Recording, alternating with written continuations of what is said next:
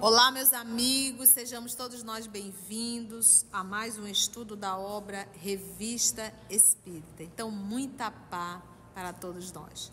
Hoje é exatamente 6 de novembro de 2023 e estamos nós reunidos, para estudar a obra Revista Espírita. Nós já estamos no mês de outubro de 1860, certo, Carlinha? Certo.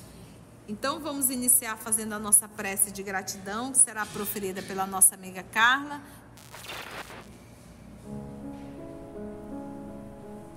Amado Jesus, mais uma vez te agradecemos essa oportunidade de trabalho, de estudo, de aprendizado.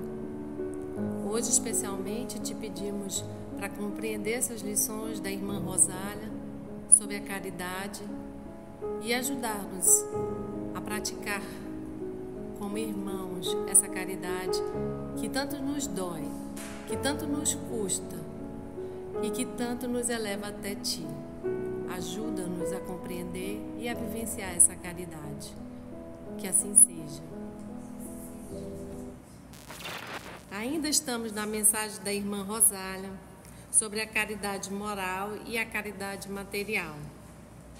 Então, ela já falou sobre o que é a caridade moral, o que é a caridade material, e ela terminou dizendo que, vamos voltar um pouquinho para a gente introduzir o parágrafo,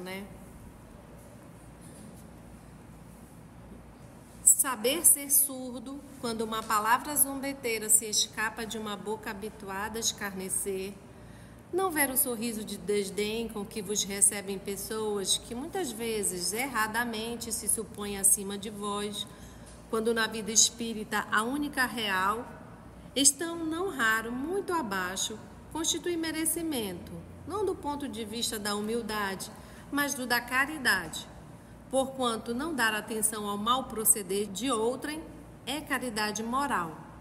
Passando junto a um pobre enfermo, olhá-lo com compaixão, tem sempre muito mais mérito do que lhe atirar um óbolo com desprezo, uma esmola com desprezo.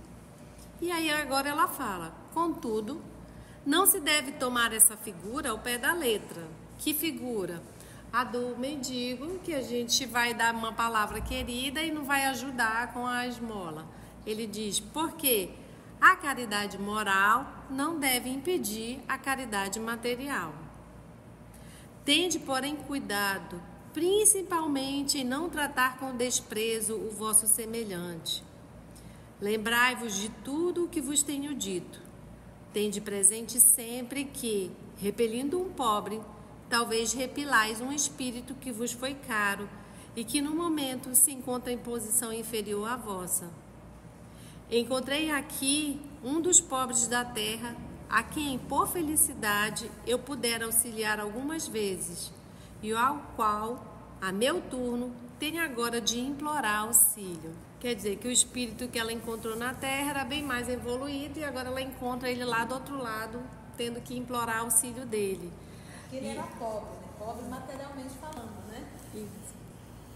É interessante que ela fala para a gente ter cuidado com essa caridade moral, porque não é só dar o dinheiro, como a tia diz, Não é só dar o que sobra e dizer, eu já fiz muito por essa gente, Que geralmente a gente às vezes fala assim, já ajudei, não quero, já chega, hoje não dá mais. Então, assim, para ter cuidado com essa caridade que é a caridade moral, de saber, porque a material ela não é indispensável, ela não está dizendo isso. Não precisa ajudar materialmente, precisa, mas o cuidado com a palavra, Sede, pois, caridosos, não sejais desdenhosos. Sabei deixar passar uma palavra que vos fere, e não julgueis ser caridosos, seja apenas prodigalizar o auxílio material, mas também praticar a caridade moral. Eu vos repito, praticai uma e outra. Lembrai-vos de que Jesus disse que todos somos irmãos E pensai sempre nisso antes de repelirdes o leproso ou o mendigo. Para leproso, tem uma nota de rodapé que diz que o termo atualmente considerado pejorativo, leproso, e que o termo correto é ranceniano, né? Virei ainda para vos dar uma comunicação mais longa, pois agora sou chamada. Adeus, pensai nos que sofrem e orai. Irmã Rosália. Aí a gente fica pensando que essa mensagem durou 3 aulas. Imagina quando a mensagem for mais longa, porque a gente não entende e isso toca muito profundamente na gente sobre o que a gente faz com as nossas palavras, nossas ações, as nossas atitudes. Porque a caridade material, como bem lembrou a Carlinha, a gente vai dar do que vai sobrar. A gente não dá do que nos faz falta. Então, por isso que ele diz que é a mais fácil. A caridade moral, ela exige de nós conduta, ela exige de nós abrir mão da vaidade, abrir mão do orgulho, abrir mão dos ciúmes, abrir mão da intolerância. Então a caridade moral é aquele respeito pelo semelhante. Você é incapaz de tirar uma brincadeira zombeteira com A, B, C ou D. Você é incapaz de humilhar um ser humano. Você é capaz de ouvir a pessoa quando necessário. Você é incapaz de colocar a pessoa numa situação ridícula, bater boca. E todo esse movimento mostra o meu nível espiritual. Por isso que é a mais importante. Exige às vezes o que a gente não tem. Exige o que nós devemos ter. Exige o que nós devemos ter. Então isso é a caridade moral, aprendermos a respeitarmos uns aos outros, né? De verdade. Essa é a caridade moral. O perdão, a tolerância, a resignação, o silêncio mental, né? Que não é só o silêncio verbal, é o silêncio mental frente às pessoas. E ele coloca, essa é a mais difícil. Por quê? Porque exige de nós um movimento que nós ainda não queremos ter.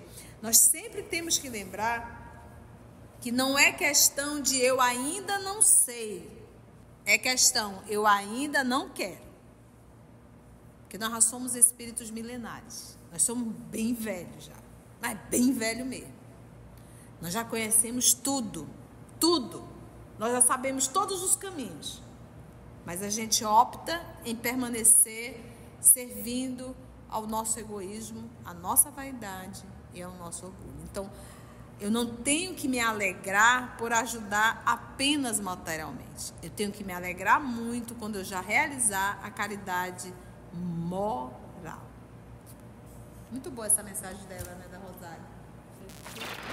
Agora nós vamos entrar na dissertação A Eletricidade do Pensamento.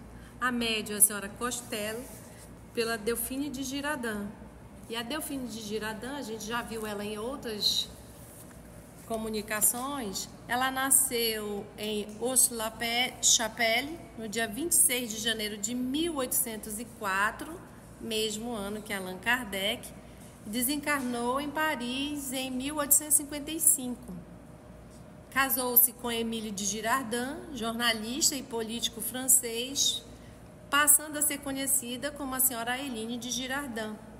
Ela mesma se tornou jornalista após o casamento, em 1831, escrevendo no jornal La Presse, de 1836 a 1848, sob o pseudônimo de Visconde de Launay, porque as mulheres não podiam escrever, interessantes crônicas da sociedade do tempo de Luís Felipe.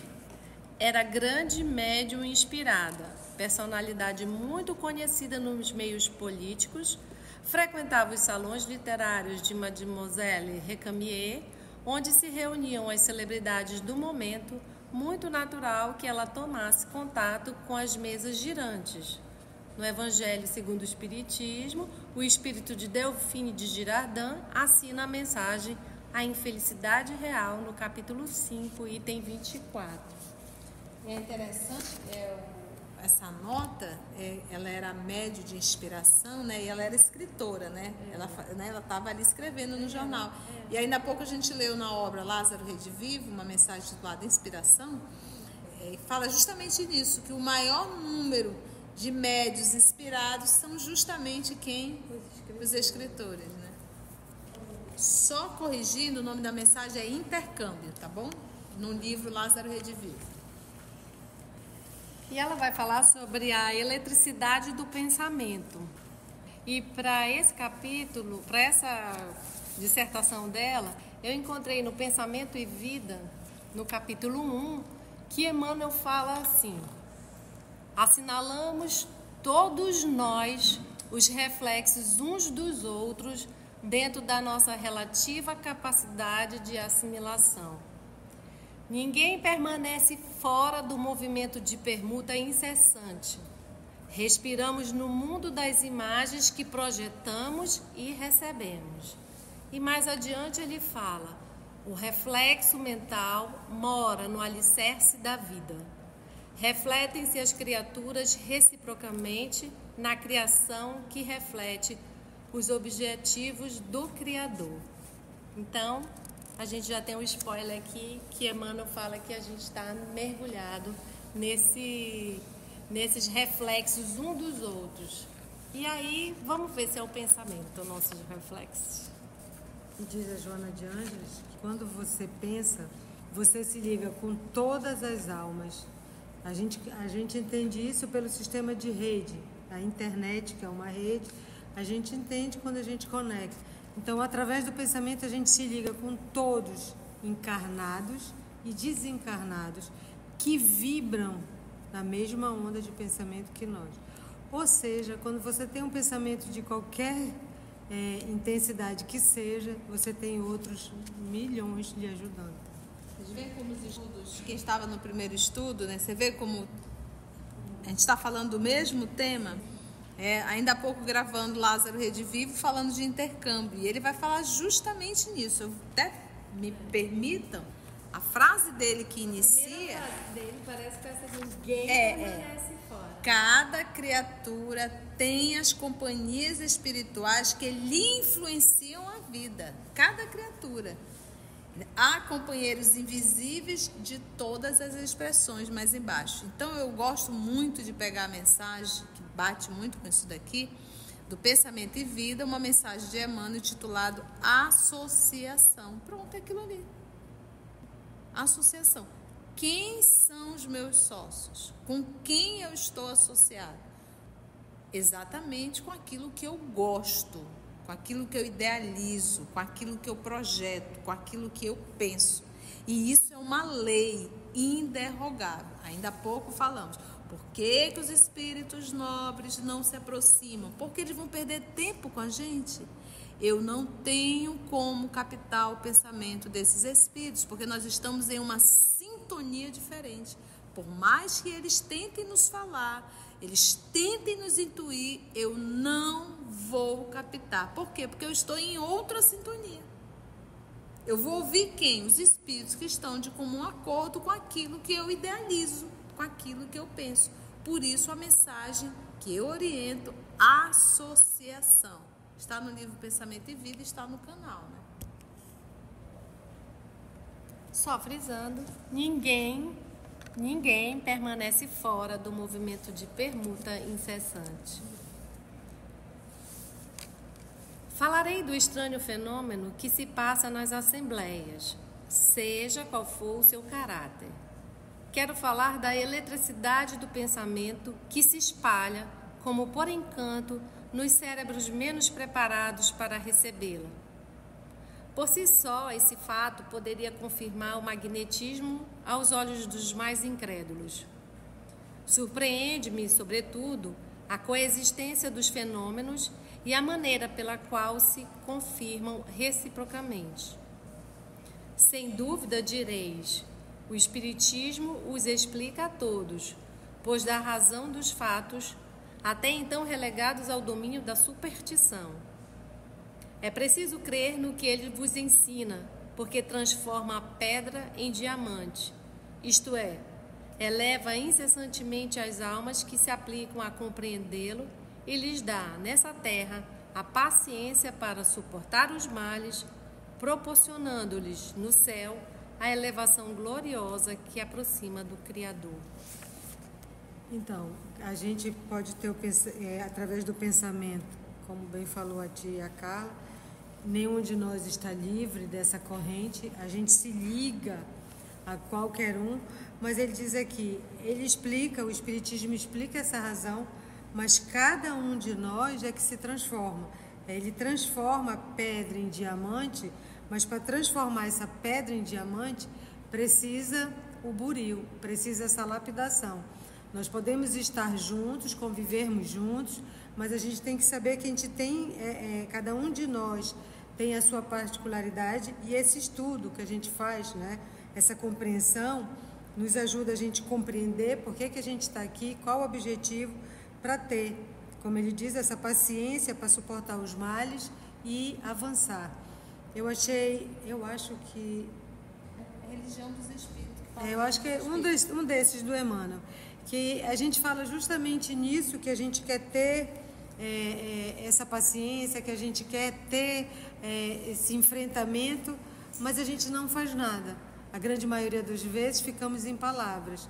E na mensagem dos mensageiros também, no próximo capítulo, ele diz, não adianta a gente falar para essas pessoas. Vamos dizer assim, é infrutífero. A gente não fala para uma pessoa que já tem tudo isso, mas ela não quer falar, ela só quer para os outros. Então, vamos dizer assim, a eletricidade do pensamento e os estudos da doutrina é para cada um de nós aplicarmos nas nossas vidas, no nosso cotidiano. Daí a gente muda o pensamento. Essa palavrinha aqui, olha, Aramita, é preciso crer no que ele vos ensina. Ele quem? O Espiritismo. Então, achei interessante ele colocar isso aqui, é preciso crer no que ele vos ensina, porque aí sim transforma a pedra em diamante. Porque o que acontece? Eu estudo, mas eu creio no que eu estou estudando. Entende? Então eu digo assim, eu estudo sobre a vida após a morte. Desencarna alguém, eu me desespero. Eu surto, eu enlouqueço. Eu entro em convulsão emocional. Fico com raiva de Deus. Fico com raiva de Deus. Saio até da doutrina. Eu acreditava no que eu estava estudando. Entende? Então, a mesma coisa. Eu estudei sobre influência espiritual. Mas no meu dia a dia, eu não vigio. Ou seja, eu estou acreditando que existe influência espiritual? Não. Então, se não houve uma mudança na minha atitude, no meu cotidiano, é igual quando você diz assim, cigarro dá câncer nos pulmões. Ai, que legal, cigarro dá câncer no pulmão, mas eu estou fumando. Eu não acredito que pode dar câncer em mim. Pode dar em todo mundo, mas em mim não. Por isso que eu fumo. Entende? Então, não basta eu saber. Eu preciso crer. Quando eu começar a crer, aí vai haver. Aí sim eu vou transformar a pedra em diamante. Porque é preciso crer no que ele vos ensina, porque transforma a pedra em diamante. Falando da nossa conduta, falando da nossa condição de espírito. Isto é, eleve incessantemente as almas que se aplicam a compreendê-lo. Compreendê-lo o quê? Espiritismo. Se aplica e compreendê-lo. E lhes dá nesta terra, aqui encarnado, a paciência para suportar os males. Quando eu fizer esse momento, o meu mundo íntimo é de expiação ou de regeneração?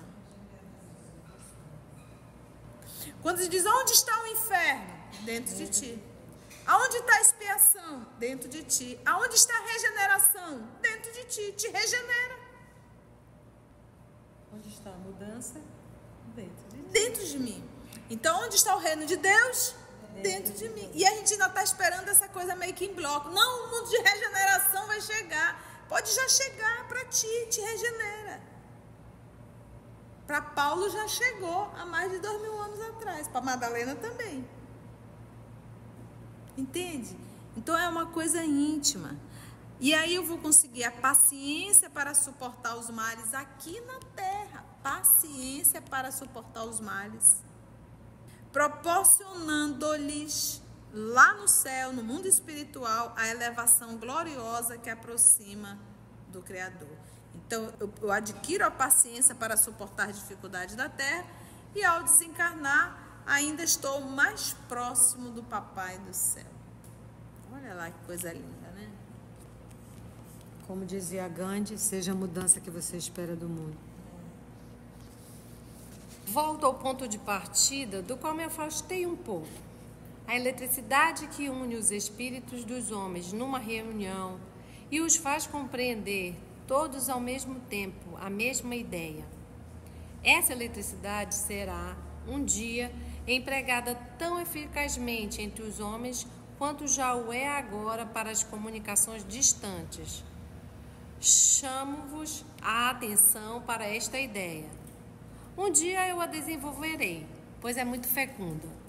Conservai a calma em vossos trabalhos e contai com a benevolência dos espíritos bons para vos assistirem. A gente acredita na eletricidade, nas comunicações, no telégrafo. A gente nem sabe como isso funciona, mas todo mundo tem o seu. Celular. Mas a gente não acredita que o nosso pensamento vai onde a gente nem imagina. Isso a gente duvida. Eu gosto de fazer testes, né? Já fiz muito. Tem uma irmã que morou fora do Brasil muitos anos, quase 30 anos. E teve um dia que eu digo, vou já fazer um teste. Eu comecei a pensar nela, mas pensei mesmo, não foi, né? Não foi pouco. Não foi pouco. E na época as ligações eram muito caras. Pois ela me ligou. Ela me ligou. Já fiz alguns outros testes também. Fazia, né? Eu já não faço mais isso não, porque eu não quero estar tentando ninguém, não. Mas a gente percebe que é assim, o pensamento é assim. Então, às vezes você está aqui e de repente vem a imagem de uma pessoa. O problema é que a gente não acredita. Vem a imagem da pessoa, vem aquilo e tu diz, olha, pode parar e ligar. Está acontecendo alguma coisa. Desenvolve essa sensibilidade dentro de ti. Às vezes a gente também é poupada, porque também se a gente for captar o pensamento de todo mundo, a gente vai surtar. Né? Imagina se o Chico Xavier. Então, o Chico, quando estava no Pinga Fogo, no número 1, não, no número 2, para ele dar as respostas, o que ele solicitou? Ele pediu que colocasse uma música clássica. Sabe por quê? Para distrair o pensamento das pessoas, porque estava todo mundo bombardeando ele de perguntas. E ele, com a sensibilidade de um espírito nobre, né? Aquilo estava perturbando aquele bonde de pergunta, entendeu? É por isso, às vezes, a gente quer desenvolver aptidões que a gente não teria capacidade de suportar. Entendeu? Outra sessão, ela fala assim: vou concluir meu pensamento, incompleto na última comunicação. Eu falava da eletricidade do pensamento e dizia que um dia ela seria empregada como o é a sua irmã, a eletricidade física. Com efeito, reunidos, os homens liberam um fluido que lhes transmite, com a rapidez do relâmpago, as menores impressões. Por que jamais se pensou em empregar esse meio, por exemplo, para descobrir um criminoso ou fazer que as massas compreendam as verdades da religião ou do espiritismo? Nos grandes processos criminais ou políticos, todos os assistentes dos dramas judiciários puderam constatar a corrente magnética que, pouco a pouco, forçava as pessoas mais interessadas a ocultar o pensamento, a descobri-lo, até mesmo a se acusar, por não mais poderem suportar a pressão elétrica que, malgrado seu, fazia brotar a verdade, não de sua consciência, mas do seu coração. Deixando de lado essas grandes emoções, o mesmo fenômeno se reproduz nas ideias intelectuais que se comunicam de cérebro a cérebro. O meio, portanto, já foi encontrado. Trata-se de aplicá-lo. Reunir no mesmo centro homens convictos ou homens instruídos e lhes opor a ignorância ou o vício. Essas experiências devem ser feitas conscientemente e são mais importantes do que os inúteis debates travados sobre palavras. Delfine de Girardin. Isso da Delfine ainda de fazer essas experiências que os homens liberam fluidos quando estão reunidos, isso ainda a gente não tem conhecimento disso. Mas o que a gente já sabe, a psicologia já estuda, assim, quando várias pessoas estão reunidas e dá aquele efeito que a gente chama o efeito de massa, né? O efeito manada, que quando você está no meio de um público, você acaba fazendo igual todo mundo sem saber por quê. Um fenômeno desse que se vê muito comum são em torcidas. Esse fenômeno foi estudado muito em torcidas, em gangues, que quando você entra para essa agremiação ou para essa reunião de pessoas, você acaba vibrando e fazendo coisas que quando separa o grupo, a pessoa não tem coragem nem iniciativa para fazer sozinha. Esse fenômeno é estudado. Mas como ela disse aqui, eu acho que isso é uma coisa mais para frente ainda de se ver, desse fluido que liga todo mundo através do pensamento, isso ainda não é para nós. É que ela fala nessa corrente magnética, lembra que nós estávamos aqui estudando o magnetismo de Mesmer, né? Aquele processo do magnetismo, que ela fala algo assim que é realmente, pra gente fica difícil entender hoje. Né? E assim finalizamos o estudo de hoje.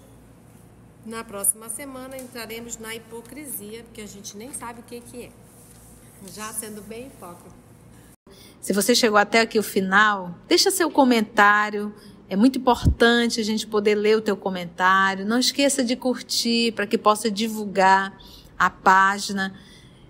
Dá o seu like, né? E, se possível, faça a sua inscrição no nosso canal e toca o sininho. Porque quando você toca o sininho, o YouTube avisa para você quando o EOS publicar um novo estudo.